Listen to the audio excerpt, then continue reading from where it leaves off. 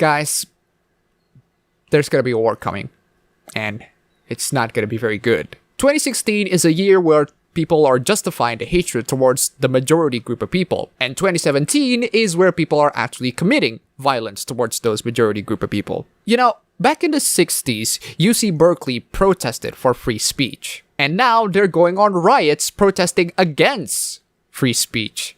I called this out ever since my JonTron video. They're gonna call people that they disagree with a Nazi, and they're gonna justify the punching of Nazis, which means that they're gonna justify the punching of the people that they disagree with. If you don't know what's going on, let me explain. So Milo Yiannopoulos, a terrible, hateful, right-wing, neo-Nazi, misogynist scum, said one of his opponents as they disagree with opinions on Ghostbusters 2016. He's going to give a lecture to UC Berkeley about cultural appropriation. Unfortunately, his lecture is met with violent protests, and my god, the protests are insanely violent. It's not a protest, it's a freaking riot.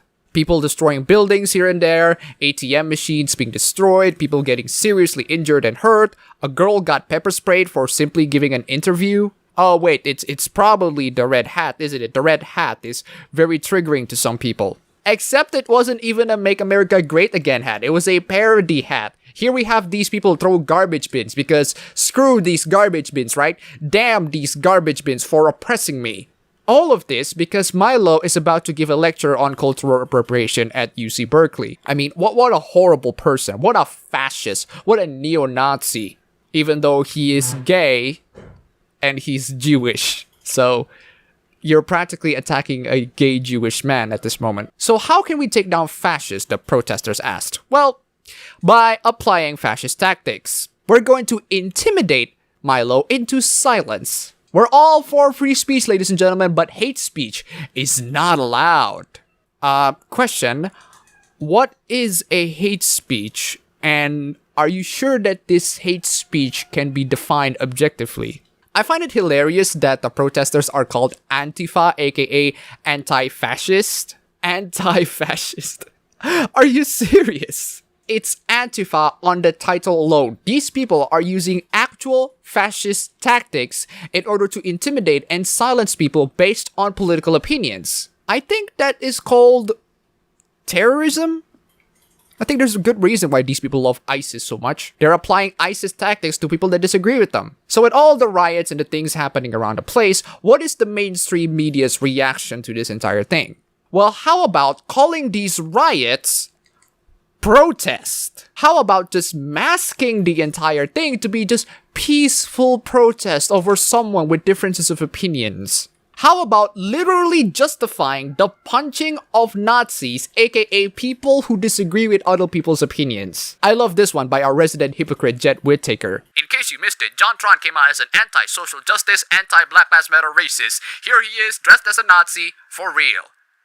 That's right. Just because JonTron have anti-sock just opinions, anti-Black Lives Matter opinions, and the fact that he dressed as a Nazi for a goddamn skit, that automatically means that he is indeed a Nazi. That means that it is absolutely justified to punch him in the face or something. This is coming from the same guy who say people who are crying over censorship of lolis should toughen up or learn Japanese or make your own games, but at the same time buying things like these, playing games like these with characters in ages like these with a peripheral like this, and acting like a creepy sociopath like this. And this is the guy who said that ad blocks lead to hateful alt-right rhetorics. The problem has never been about JonTron or Milo. The problem has always been the people who are reacting to this entire thing. I genuinely believe that these people are fictional characters who got trapped in reality, like they came from a faraway land, from the fairy tale land over there somewhere, with an actual black and white morality mentality, and they actually think that Trump is the evil dictator who is going to oppress and enslave everybody. I mean, last time, we have the Mary Sue who cannot distinct between fiction and reality. Because Mary Sue, reality is not black and white. Reality has lots of shades of gray in it. And now we have Sarah Silverman going, "We're forming the resistance. Join it. District 13, Dumbledore's Army, The Divergence." Just insert young adult novel here because these people don't read that many books. I've said it many times, guys. This all riots, this protest to the entire thing, it's all entirely because it feels good.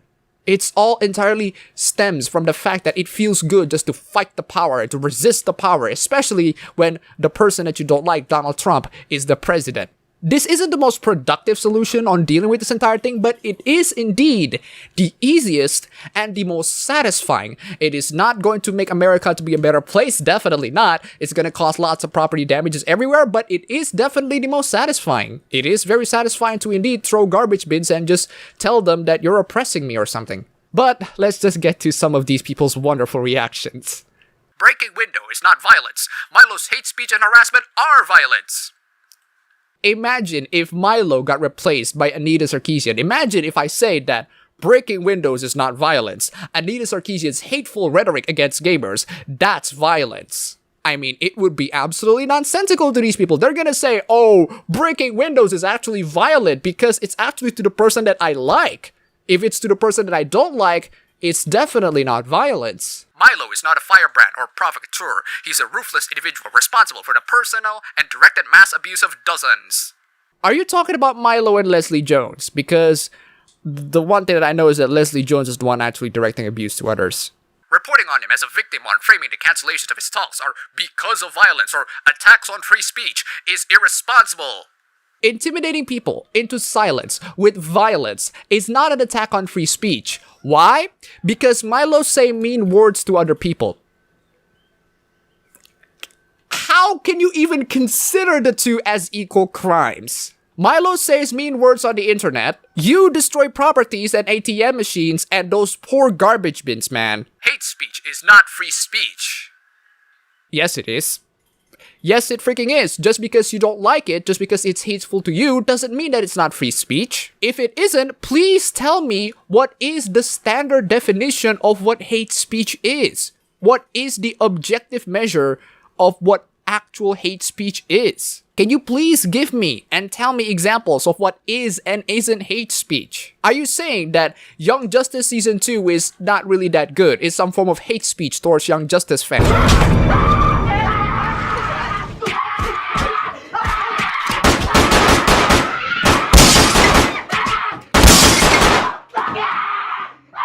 No, of course not, because hate speech is only hate speech when you think it's hate speech. Free speech also covers up things that you hate, things that people say that you absolutely despise, or things that you disagree with. If you do not believe in it, you do not believe in free speech at all. Every time hate speech is permitted, it costs someone part of his or herself, part of their self-respect, or part of their sanity. It rips people to shreds and destroys society.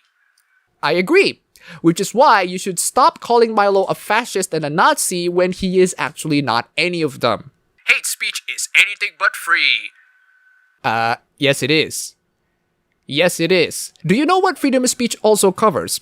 Freedom of speech also covers the freedom for you to say that all men are misogynistic, the freedom for you to say that all white people are racist, the freedom for you to say that all cisgender people are transphobic, the freedom for you to say that all straight people are homophobic. You have the freedom to say that Milo or Jontron are Nazi fascist scumbags. I will defend your right for you to say it. I might disagree with it, but I will defend your right to do it. Because disagreements are needed in this society to progress. If you cannot return the same courtesy, maybe free speech really is dead. Maybe conversations and dialogues will never ever happen with these people. And this isn't even the last one. You'll see people from respectable positions saying these things. These are not fringe minorities. These are people with jobs and positions and are actually saying these monstrous things and defending these protests.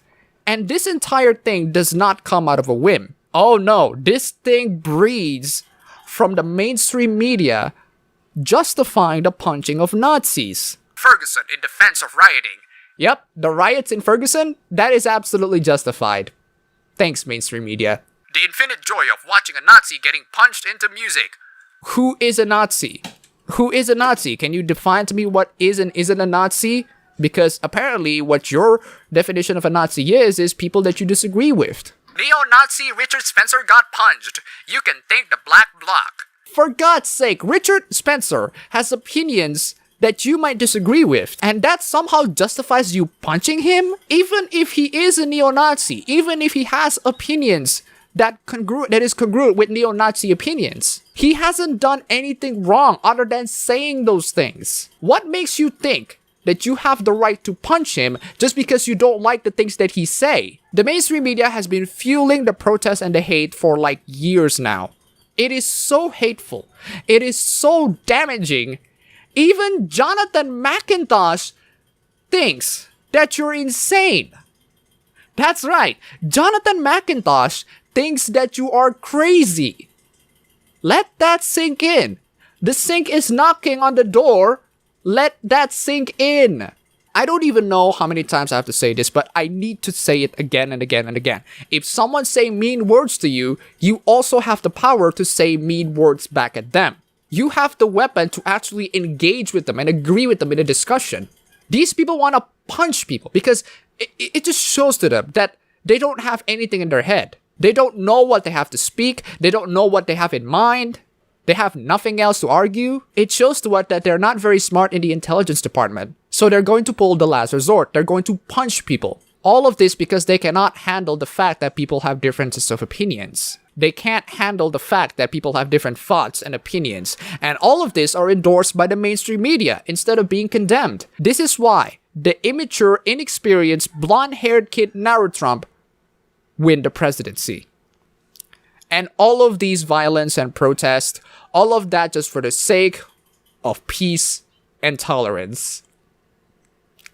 Screw you. You have done nothing to make the country great. You only destroyed it pieces by pieces and create more and more division. I'm still asking for a solution to the entire thing. Like, how can we combat all of these man babies? I mean, these people at their core, they're frustrated on the fact that people have differences of opinions and they just want to vent it out some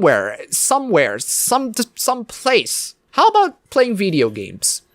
Nah, video games are too problematic. Maybe ball pits are absolutely necessary. I heard that they're making it on the university right now. That's all for the video today. If you like this, you can go ahead and click the like button and subscribe for more. If you wish, you can support me on Patreon. And thanks for watching.